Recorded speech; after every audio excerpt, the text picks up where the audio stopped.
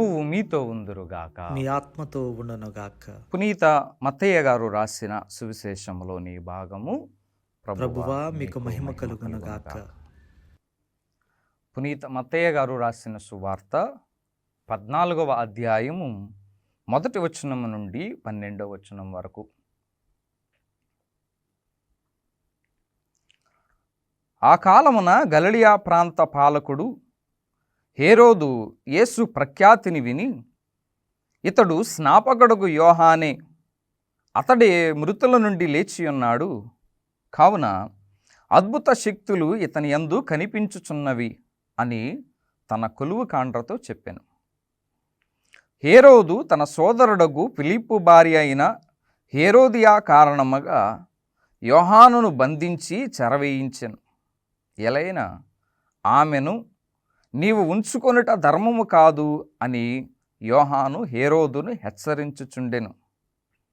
యోహానును చంపుటకు హేరోదు నిశ్చయించెను, కానీ అతడు ప్రవక్తయని ప్రఖ్యాతిగాంచుటచే ప్రజలకు భయపడెను.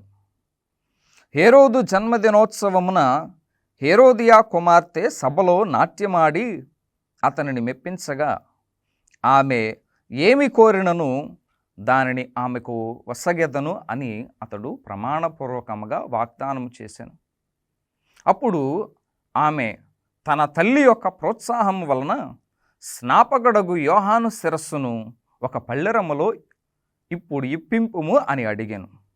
అందుకు ఆ రాజు దుఃఖించెను. కానీ తన వాగ్దాన కారణముగా, అతిథుల కారణముగా ఆమె కోరిక తీర్ప ఆజ్ఞాపించి సేవకులను పంపి చెరసాలలోనున్న యోహానును శిరచ్ఛేదనము గావించెను. వారు అతని తలను పళ్ళెములో తెచ్చి ఆ బాలికకు ఇవ్వగా ఆమె దానిని తన తల్లికి అందించెను. అంతటా యోహాను శిష్యులు వచ్చి అతని భౌతిక దేహమును తీసుకొని పోయి భూస్థాపనము చేసిరి. పిమ్మట వారు యేసు వద్దకు వెళ్ళి ఆ విషయమును తెలియజేసిరి. ఇది ప్రభుని సువిశేషము.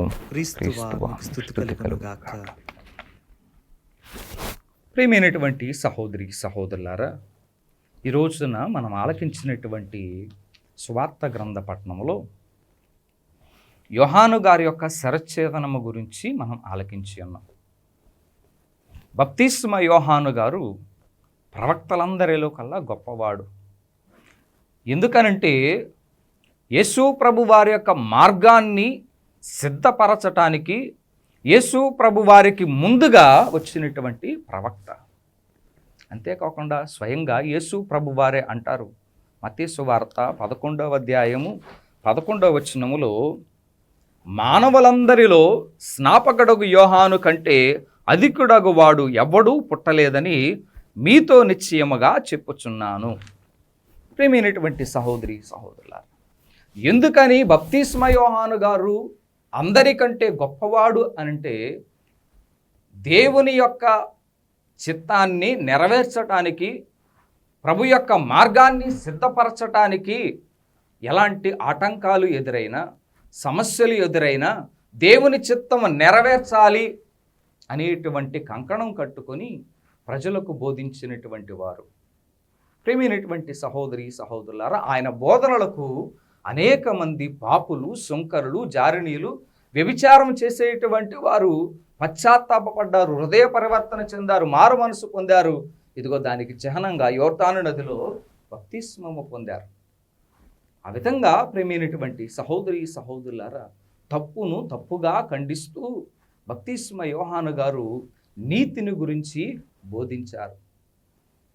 కానీ హేరోదు, హేరోదియా వారిరువురు కూడా తప్పు చేస్తూ ఉన్నప్పుడు, పాపము చేస్తూ ఉన్నప్పుడు దేవుని యొక్క మాటలను లక్ష్య పెట్టలేదు. దేవుని యొక్క హెచ్చరికలను వారు సరిగ్గా అర్థం చేసుకోలేదు. మరి ముఖ్యంగా ప్రియమైనటువంటి సహోదరి సహోదరులారా, వారి తప్పును అంగీకరించటానికి వారు సముఖంగా లేకుండా పోయారు. మన బైబిల్ గ్రంథంలో వింటాం, తన తప్పులను కప్పిపెట్టుకునేటువంటి వాడు బాగుపడడు. తన తప్పులను ఎవరైతే ఒప్పుకొని పశ్చాత్తాపడతారో వారిని దేవుడు దీవిస్తాడు. ప్రియమైనటువంటి సహోదరి సహోదరులారా, దేవుని యొక్క సందేశము వారికి వినిపించినప్పుడు, దేవుని యొక్క సందేశం వారి బ్రతుకులను మార్చుకోమని చెప్పినప్పుడు, ప్రియమైనటువంటి సహోదరి సహోదరులారా, వారు సరిగ్గా అర్థం చేసుకోలేదు, అవగాహన చేసుకోలేదు. దానికి బదులు పగ తీర్చుకుంటూ ఉన్నారు. వారికి మంచి చెప్పినందుకు వారిని ఇదిగో వారు చేస్తూ ఉన్నది తప్పు అని ఖండించినప్పుడు, ప్రియమైనటువంటి సహోదరి సహోదరులారా, వారు సముఖంగా లేకుండా పోయారు. ఏ రోజు ఒకంత భయపడుతూ ఉన్నప్పటికీ ఆయనలో ఉన్నటువంటి ఈ అధికార దాహం అనేటువంటిది ఆయనను సరిగ్గా ఈ యొక్క మారు మనసు పొందటానికి, తప్పు చేయకుండా ఉండటానికి ఉండలేకపోయాడు. ప్రియమైనటువంటి సహోదరి సహోదరులారా, మంచి చెప్పినప్పుడు దేవుని వాక్యము మనందరికీ కూడా హెచ్చరిక జారీ చేస్తూ ఉంటుంది. ఒకవేళ పాప మార్గంలో వెళుతూ ఉంటే దేవుని వాక్యాన్ని ఆలకించి దానిని మారు మనసు పొందుకోకుండా చేస్తూ ఉంటే, ప్రేమైనటువంటి సహోదరి సహోదరులారా, ఆ చెప్పినటువంటి వారిని ఇదిగో మా గురించే చెప్తూ ఉన్నారు, మా గురించే ఇలా అంటూ ఉన్నారు అని చెప్పి అనుకుంటూ ఉంటే, ప్రేమైనటువంటి సహోదరి సహోదరులారా, పరలోక రాజ్యానికి చేరలేం. గ్రద్ద పైకి ఎగురుతూ ఉన్నప్పుడు కాకి ఆ గ్రద్దను పొడుస్తూ ఉంటుంది. ప్రేమైనటువంటి సహోదరి సహోదరులారా, మంచి చెబుతూ ఉన్నప్పుడు అనేక మంది అలా పొడవటానికి ప్రయత్నం చేస్తూ ఉంటారు. కానీ ఆ గ్రద్ద ఆ కాకిని ఏం చేయదు, కానీ ఇంకా పైకి వెళుతూ ఉంటుంది. ఆ విధంగానే ప్రేమైనటువంటి సహోదరి సహోదరులారా, దేవుని వాక్యాన్ని మనం ఆలకించి మన జీవితాలను సరిచేసుకోమని హెచ్చరిక చేస్తూ ఉన్నప్పుడు దానిని ఆలకించాలి. యోనా ప్రవక్త నినివే పట్టణానికి వెళ్ళి ఆ ప్రజలకు పశ్చాత్తాపాన్ని గురించి బోధించినప్పుడు రాజు నుంచి పేద వరకు వారు పశ్చాత్తాపపడ్డారు, మారు మనసు పొందారు. వారి జీవితాలను మార్చుకోవటానికి గోనె ధరించి బూడిద పూసుకొని పశ్చాత్తాపపడ్డారు.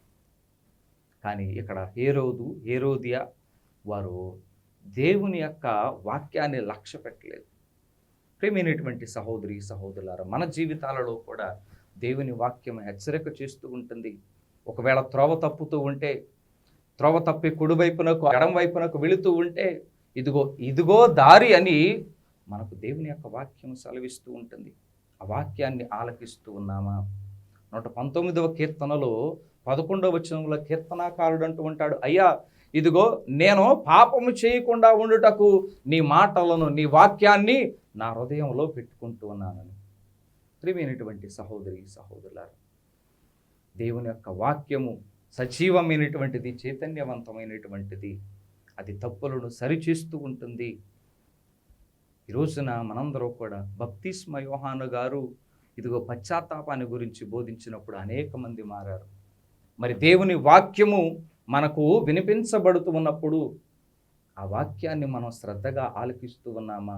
మన జీవితాలను మార్చుకుంటూ ఉన్నామా? ఫలించేటువంటి వారముగా ఉంటూ ఉన్నామా అనేటువంటిది ఆత్మ పరిశీలన చేసుకుందాం, పశ్చాత్తాపపడదాం, మన జీవితాలను సరిచేసుకుంటూ ఇదిగో దేవుని యొక్క వారసులుగా జీవించడానికి మనం ప్రయత్నం చేద్దాం. పిత పుత్ర పవిత్ర ఆత్మ నామమున ఆమేన్. పరిశుద్ధుడు ప్రేమ కలిగిన మా తండ్రి, కృప కలిగిన మా సర్వేశ్వర, ఈరోజు బప్తిస్మ యోహాను గారి యొక్క శిరచ్ఛేదనము గురించి ఆలకించి ఉన్నాం. నీతికి సాక్షిగా నిలబడి ఉన్నారు, సత్యానికి సాక్షిగా నిలబడి ఉన్నారు. దేవుని యొక్క సువార్తను బోధించటంలో రాజు తనని శిక్షిస్తాడని తెలిసినప్పటికీ దేవుని యొక్క వాక్యాన్ని బోధించారు. ప్రభువా, మేమందరం కూడా దేవుని యొక్క వాక్యాన్ని శ్రద్ధగా ఆలకిస్తూ మా జీవితాలను సరిదిద్దుకొని నీ వారసులుగా జీవించేటువంటి భాగ్యాన్ని మా అందరికీ కూడా దయచేయమని మా ప్రభువైన యేసుక్రీస్తు ద్వారా మనం చేస్తున్నాము తండ్రి, ఆమేన్.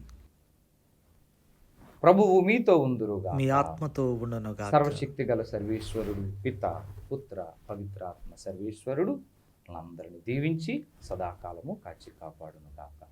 ఆమేన్.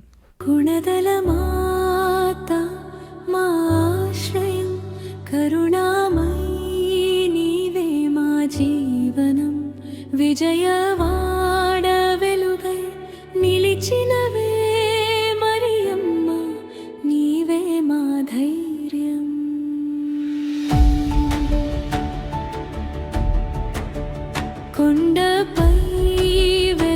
పవిత్ర రూపం కోట్ల